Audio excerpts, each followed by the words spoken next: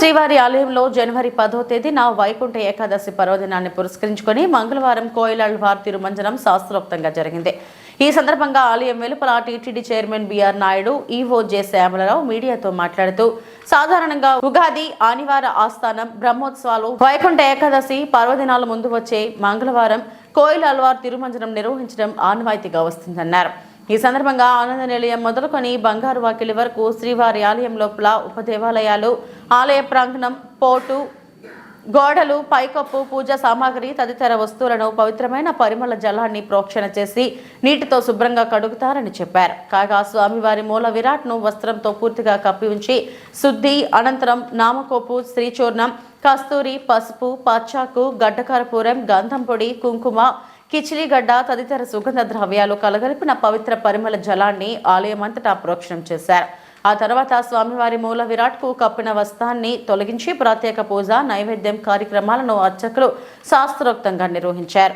అనంతరం భక్తులను దర్శనానికి అనుమతించారు. కార్యక్రమంలో టీటీడీ బోర్డు సభ్యులు భానుప్రకాష్ రెడ్డి, సాంబశివరావు, రాజశేఖర్ గౌడ్, సుచిత్ర ఎల్లా, వనబాక లక్ష్మి, అదనపు EO CH Venkaiah Chowdary, CVSO Sridhar, జిల్లా ఎస్పీ సుబ్బారాయుడు, ఆలయ డిప్యూటీ ఈవో లోకనాథం తదితరులు పాల్గొన్నారు.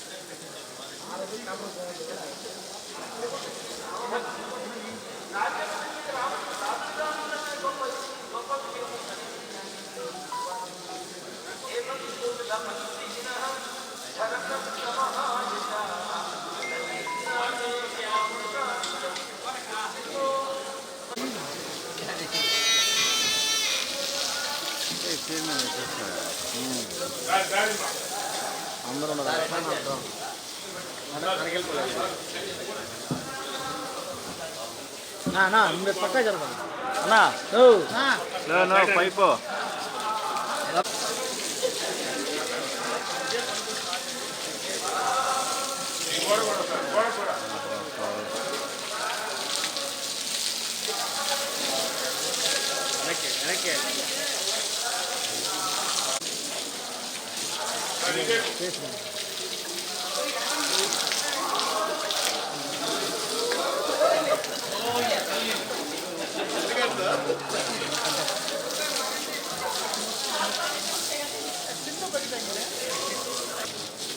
కొంచెం వెనక్కి కొంచెం కొంచెం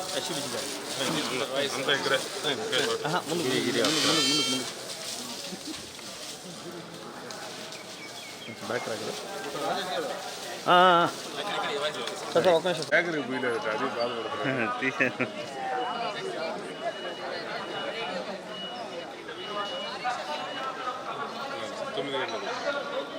తొమ్మిది గంటలకు వచ్చాయి.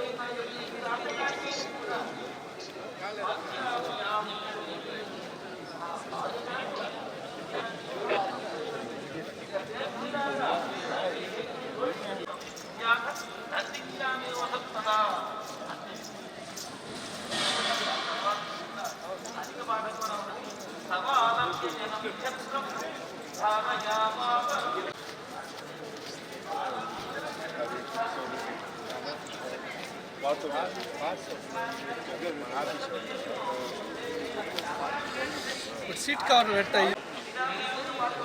కొంచెం వెనక్కి రండి. ఓకే వెనక్కి నమో వెంకటేశాయ. ఈరోజు ఉదయం 6:45 ఆలయ శుద్ధి కార్యక్రమం మొదలుపెట్టాం. ఇందులో బోర్డు సభ్యులు, అధికారులు అందరూ పాల్గొన్నారు. ఇది గత కొన్నేళ్ళుగా వస్తున్నటువంటి ఆనవాయితీ. ఆ సందర్భంగా మన వాళ్ళందరూ కూడా పార్టిసిపేట్ చేశారు. వాళ్ళందరికీ కూడా ధన్యవాదాలు. ఓం నమో వెంకటేశాయ. వైకుంఠ ఏకాదశి సందర్భంగా ప్రతి సంవత్సరం నిర్వహించేటట్లు ఈసారి కూడా స్నపన తిరుమంజనం నిర్వహించడం జరిగింది. స్నపన తిరుమంజనం అంటే మరి ఆలయ శుద్ధి కార్యక్రమం. సంవత్సరంలో 4 సార్లు ఈ కార్యక్రమం చేస్తాము.